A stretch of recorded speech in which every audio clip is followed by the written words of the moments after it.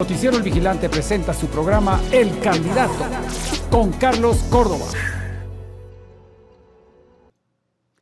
Julio Talamonte Gutiel, analista político y de seguridad del grupo televisivo Albavisión, maestría en seguridad pública, licenciado en Derecho con especialización en Derecho Criminal, director general del Sistema Penitenciario de Guatemala, director nacional del Programa de Apoyo a la Reforma del Sector Justicia, catedrático en la Universidad Mariano Gálvez, la Universidad Galileo y la Universidad San Carlos de Guatemala. Óscar Barrientos, licenciatura en Ciencias Jurídicas, estudios sobre Derecho Internacional Humanitario, director del Comando Superior de Educación, asesor jurídico de Aeronáutica Civil de Guatemala y Ministerio de Desarrollo Social, instructor del Instituto Adolfo B. Hall Central. Bienvenidos a su segmento El Candidato, mis amigos. Hoy tenemos con nosotros, como ya vieron ustedes en la presentación, por lo cual vamos a pasar directamente entonces a hacer las preguntas a los cuestionantes que nos puedan determinar realmente cuál es el pensamiento de los candidatos que tenemos hoy. Ya hicimos la presentación de ellos, así es que vamos entonces aquí con el licenciado Julio Talamonte a preguntarle qué es lo primero que quiero preguntarle es qué es lo que lo diferencia a los demás. Muchísimas gracias, doctor Carlos Córdoba, es un honor estar con acá. Voy acompañado también de nuestro vicepresidencial Óscar Barrientos. ¿Qué nos diferencia de los demás? Número uno, en Unión Republicana, más del 90% de los candidatos somos personas que por primera vez estamos participando. ¿Qué nos diferencia? Una trayectoria de vida, particularmente en el tema de lo público, particularmente en el tema de la cooperación internacional. Ya estuve dirigiendo la institución más corrupta de este país, como lo fue el sistema penitenciario, y poder estar acá como alguien absolutamente incorruptible. Nos diferencia también de los demás el hecho de que, al final de cuentas, somos un grupo de personas, un grupo de guatemaltecos como usted que nos ve también, honestos, honrados, trabajadores, pero que creemos en la transformación de Guatemala. Bueno, pues muchísimas gracias. Creo que es una introducción para que podamos entrar, digamos, a algunas de las propuestas que ustedes están haciendo. He tenido algún acercamiento con el programa de ustedes, obviamente leí algo sobre ello y me llamó mucho la atención. ¿Por qué el agua? Claro que sí. Fuera de que tenemos 4 ejes fundamentales como prioritarios, hay uno que es el manejo precisamente responsable del agua. Guatemala, el país centroamericano con la mayor cantidad de fuentes hídricas, pero el 98% de ellas están contaminadas. Ya desde ahí partimos mal. Aquí mismo entre la ciudad de Guatemala y Villanueva, el río Platanitos, hombre, le llamamos río por respeto porque esa es una colección de contaminación de todo tipo. Nos hemos dado cuenta, doctor Carlos Córdoba, junto con Óscar Barrientos y todo el equipo de Unión Republicana recorriendo el país, que aunque no pareciera un tema municipal, es un tema nacional. Número 1, fuentes hídricas contaminadas. Número 2, desvío de ríos a diestra y siniestra. Número 3, no existe una regulación como la famosa ley de aguas o como le querramos llamar, que realmente conserve este recurso natural para beneficio de todos los guatemaltecos. Número 4, no hay acceso a él. Estuvimos en un lugar, recuerda General Barrientos, se llamaba Agua Alegre en Huehuetenango. Ni alegría ni agua, porque esa gente cavando un hoyo y poniendo un nylon plástico de color negro, si caía alguna gota de rocío o alguna llovizna, ahí tenían el agua. Al estilo supervivencia. Al estilo supervivencia. El agua para bañarse, para cocinar, para tomar. Esto se ha convertido en un verdadero problema nacional y así lo vamos a afrontar en Unión Republicana. Es decir, tiene que haber una regulación, tiene que haber una ley y tiene que haber un cuidado de nuestro recurso hídrico. Bueno, muchas gracias. Solamente un comentario respecto a esto. En el año 2003 ya hubo un candidato presidencial con quien yo en algún momento hablé y él precisamente mencionó el tema del agua. Y decía, mira Carlos, tenemos que traer a la ciudad agua de donde sea. Interesante. Y otra cosa importante es que hay varias, por no decirle, para no exagerar, 10, 12 leyes o propuestas de leyes en el Congreso de la República que no pasan. No hay voluntad política. Así ¿Me permite decir una cosa más? Claro. General Barrientos, usted también lo ha visto. Si hoy no hacemos algo por las aguas, hasta lo que es una gran fuente de turismo, como nuestro lago de Atitlán, lo vamos a terminar perdiendo en 10 o 15 años y será otro caso de Amatitlán. Ojo con eso. Bueno, aparte que ya es casi un pantano, ¿verdad? Muy bien. A ver, general Barrientos y licenciado, ¿verdad?, en Ciencias Jurídicas. Para servir. Y además de eso, administrador de empresas y todo lo demás. Pues es interesante realmente, porque una de las cosas importantes es que yo estoy en lo personal convencido que en la medida en que se tenga más conocimiento de diferentes áreas, es algo que nos permite poder entender y comprender no solo el tema guatemalteco, sino la geopolítica, y creo que eso es una cosa muy importante sobre la que hay que resaltar para conocer realmente a los candidatos. Y eso es una cosa, repito e insisto, que usted como votante que va a ser, se preocupe realmente de conocer los CV de cada uno de los candidatos. Bien, General Barrientos, el tema de la seguridad creo que ese es el que le correspondería a usted por afinidad. Gracias. Realmente es el primer eje prioritario que tiene en la agenda de gobierno Unión Republicana. Creemos de que es un sentir no solo del Comité Ejecutivo de Unión Republicana, sino que es el sentir del mismo pueblo. Y creemos que haciendo acopio de toda la información que hemos ido teniendo en el recorrido que hemos hecho a nivel nacional, es donde realmente necesitamos brindar realmente esa seguridad que se ha perdido. ¿Por qué se ha perdido? Porque relativamente los acuerdos de paz nos trajeron aparentemente un proceso que no ha sido del todo de paz. Realmente las estadísticas hablan que durante el enfrentamiento armado interno había una tasa de mortalidad más o menos entre 7 y actualmente el de 21. Imagina esa relación posterior a los acuerdos de paz. Realmente estamos en una circunstancia peor que en aquel entonces. No significa que esa época o ese momento era mejor que lo que está actualmente, para que no nos equivoquemos, sí, sino que sencillamente para que entendamos que estamos en un periodo que realmente es difícil el asunto de seguridad. Entonces, el eje prioritario para retomarlo es un control territorial. Realmente se dejaron muchas zonas militares que prácticamente convirtieron un vacío legal y de autoridad a nivel nacional, que es donde realmente aprovechó el crimen organizado, el crimen transnacional, las maras, que son realmente las que tienen actualmente mucho control del territorio. Claro, y esa es una ley física también, ¿verdad? Todo espacio que se deja, alguien lo ocupa. Así es. Y es por eso que en Unión Republicana, como bien decía el general y licenciado Óscar Barrientos, conocemos de esa anomia. Hay una teoría en seguridad que no es nueva, la teoría de las ventanas rotas. Rudolf Giuliani lo supo hacer en Nueva York. Sí. Es recuperar esos espacios. Las 22 bases militares que tienen que regresar, el fortalecimiento del ejército de Guatemala para esa presencia. Y quiero decirles algo también, que como abogado, lo hemos hablado con el abogado también Óscar Barrientos, el hecho de venir y reformar las leyes que haya que reformar en este caso para que las cárceles sean tomadas al control por el ejército de Guatemala. Hay que retomar el control de ese sistema penitenciario que hoy es obsoleto, que hoy es anacrónico y que los presos no se van porque no quieren.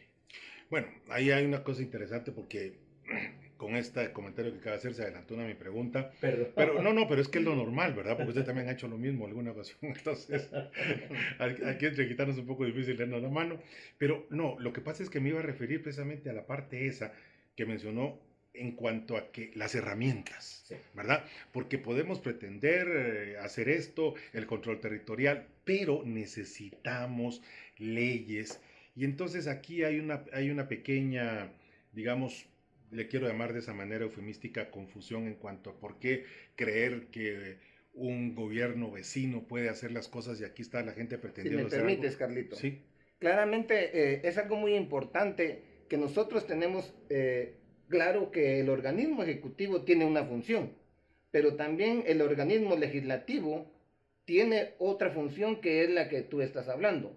Debemos de tener esas herramientas por parte del organismo legislativo para que como ejecutivo podamos cumplirla dentro de ese marco constitucional que nos brinda la Constitución Política de la República. Y ese es algo importante que debemos de tener claro.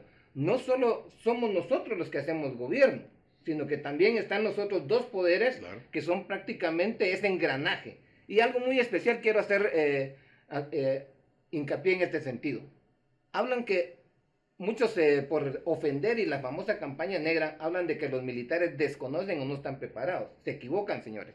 Se equivocan porque nosotros toda nuestra vida, nuestra carrera militar es preparación de la guerra, pero también a la par estamos preparados académicamente y principalmente en asuntos de seguridad. Además de ello, como ya lo vieron o ya lo manifestaron en mi hoja de vida, tengo otras carreras liberales, no una, sino que tengo ya dos carreras liberales que me permiten entonces conocer de la administración pública, conocer de la seguridad, y ese es realmente el empeño que tenemos como Unión Republicana, poner a disposición ese conocimiento para nuestra patria Guatemala. Y tenga usted certeza, doctor Carlos, y también quienes nos están viendo acá a través de precisamente de este programa suyo en El Vigilante, es decir, el candidato.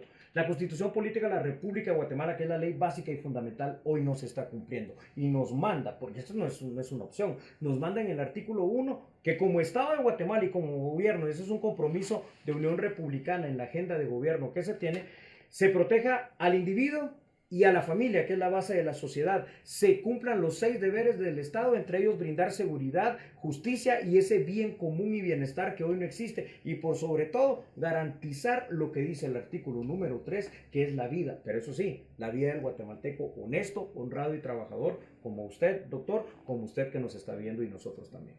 Aquí hay una cosa importante que acaba de mencionar, en el hecho Julio, cuando respetar la vida de los honestos.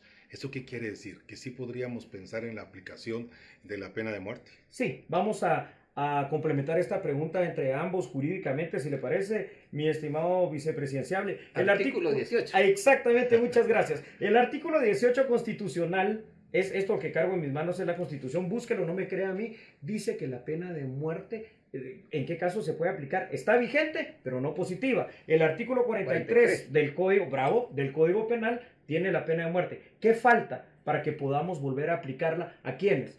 A los extorsionistas, a los asesinos, a aquellos que nos están haciendo tanto daño día con día. Bueno, pues lo que falta es simple y sencillamente, primero, que denunciemos, así se llama la figura del derecho internacional público al Pacto de San José, no renunciar a los derechos humanos, denunciarlo y aplicar nuestra soberanía, es decir, venir y decir, después del proceso legal, porque está vigente y positiva, primera instancia, el tema de la apelación especial, la casación, que se le devuelva por parte del legislativo, y por eso es que necesitamos también a los diputados de Unión Republicana en el Congreso, que devuelvan el indulto al presidente, para que el presidente les diga, si ya les fue demostrado que ustedes son violadores, que mataron niñas, que mataron mujeres, que mataron guatemaltecos honestos, honrados y trabajadores, entonces no hay indulto, se aplica la pena de muerte, y que vayan eso sí a pedirle a la Corte Celestial que los perdone, porque es lo que se necesita. La vida se tiene que respetar.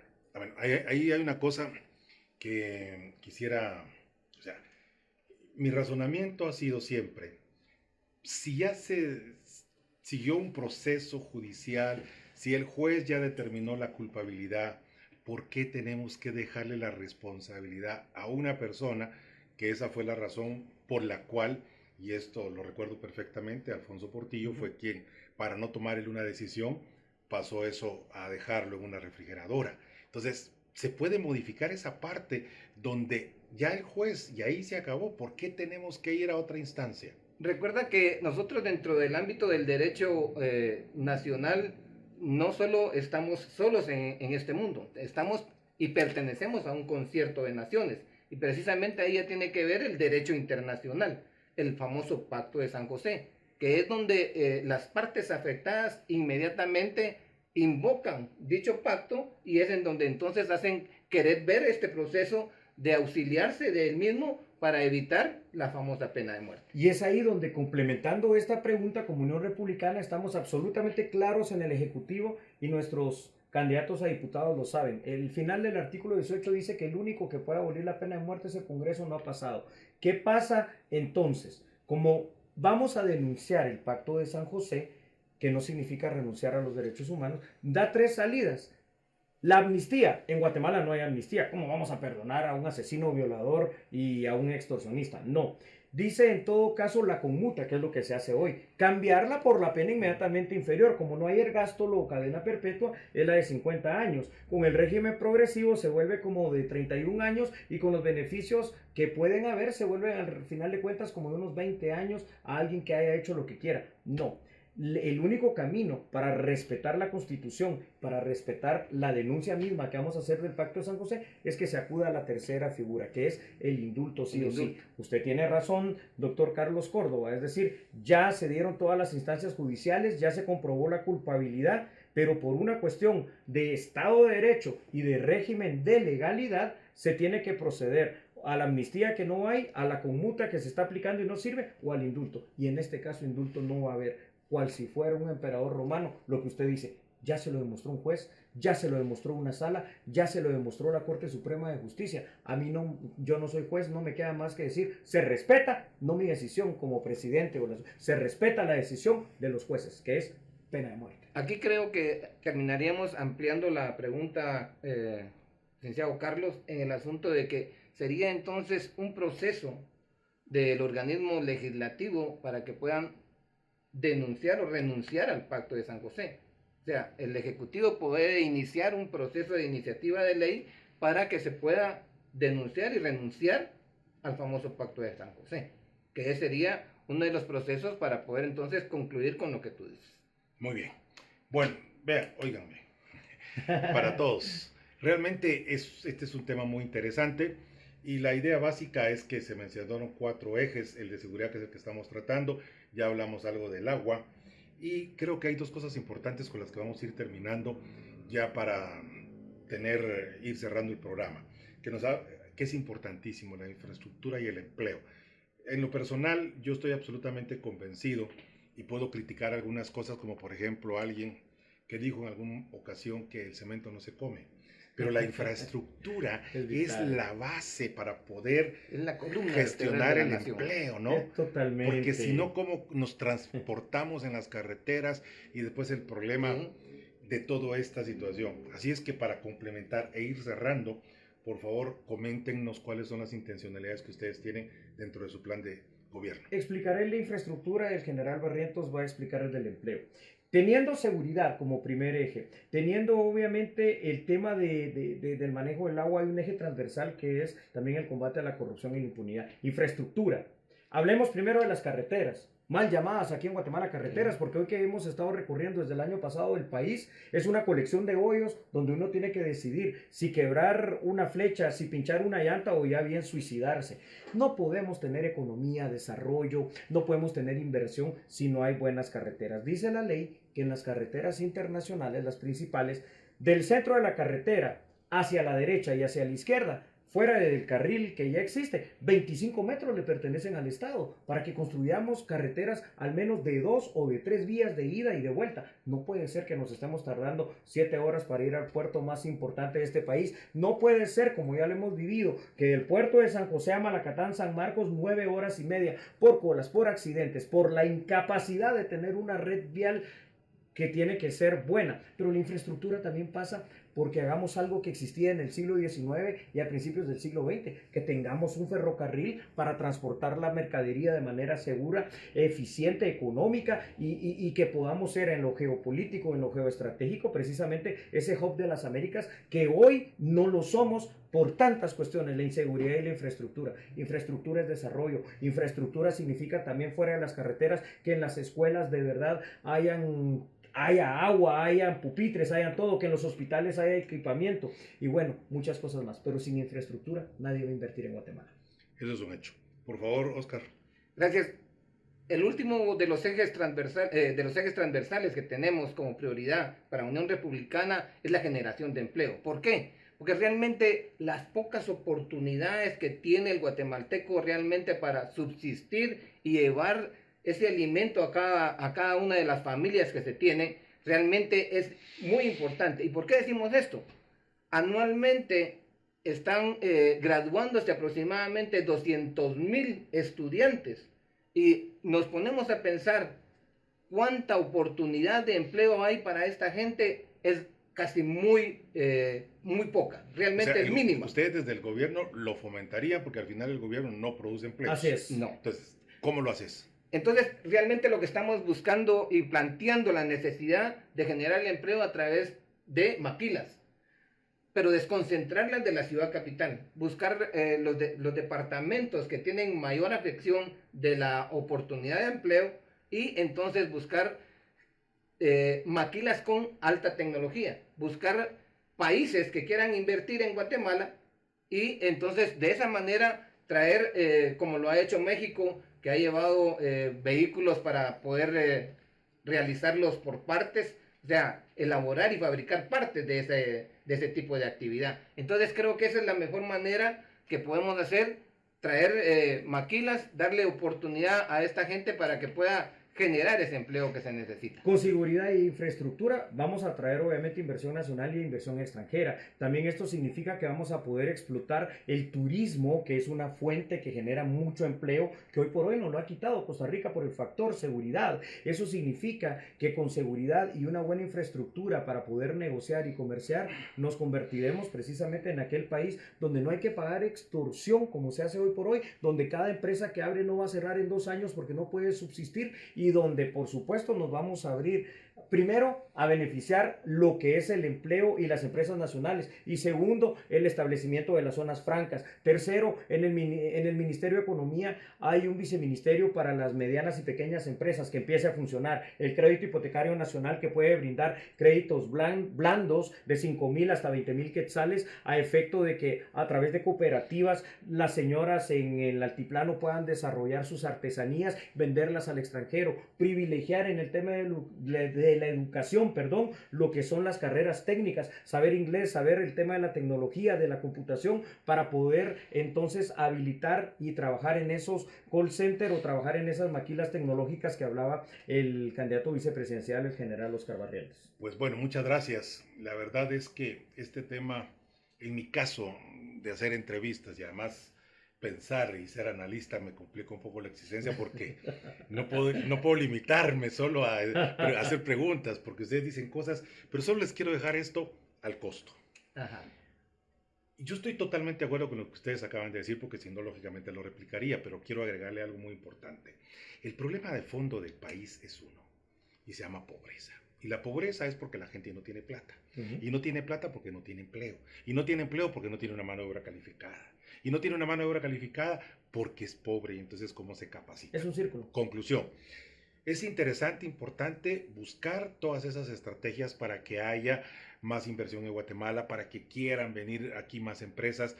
Lógicamente tenemos que tener algo sobre la certeza jurídica, tenemos que tener un ambiente, digamos, laboral, un clima donde la gente se sienta bien. Pero al final y como conclusión lo que quiero decirles es que ¿de qué sirve que traigamos esto? Que es parte, lógicamente, que hay que hacerlo, pero también hay que ponerle ojo a la capacitación de la gente. Si me permites, Carlos, realmente nosotros cuando hicimos la evaluación de estos 4 ejes, tienen prácticamente una concatenación de posibilidad positiva el uno hacia el otro.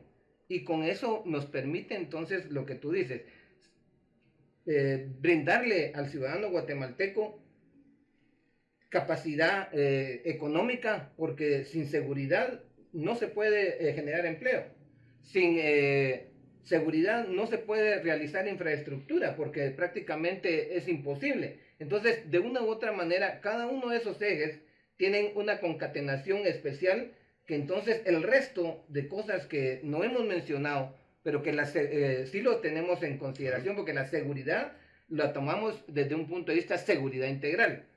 Bien lo has dicho tú, que el tiempo que tenemos de acá es muy corto, pero nos hace importante hacerle ver al ciudadano, a la audiencia que nos está viendo, que la seguridad es integral. Y eso significa de que vamos a considerar prácticamente el tema del hambre, el tema de la migración y muchas otras cosas más. Y cuando usted habla de esa capacitación, por supuesto significa, y lo habíamos mencionado, carreras técnicas. Es cierto, las universitarias son importantísimas.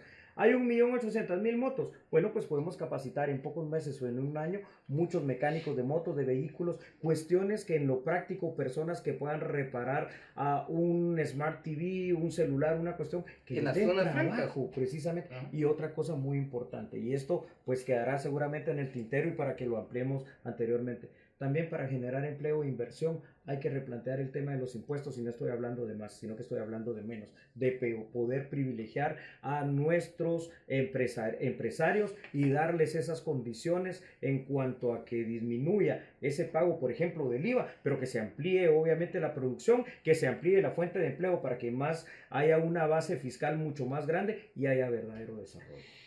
Muy bien, pues no nos queda más que agradecer la presencia aquí de los dos candidatos, tanto a la presidencia como a la vicepresidencia, de lo que es el partido Unión Republicana. La idea y la intención de este tipo de presentaciones para ustedes es que vayan conociendo a los candidatos. Y no es necesariamente una dinámica en la que los traigamos para sentarlos y irnos en contra de ellos. No, es una cuestión realmente distinta que queremos romper con esa idea del enfrentamiento que normalmente tenemos, porque yo estoy convencido que cada uno de los que está pretendiendo, de los 24 binomios, todos tienen alguna propuesta, y lo que tenemos que hacer es saber, a ver, y usted sea agudo en el análisis, es importante.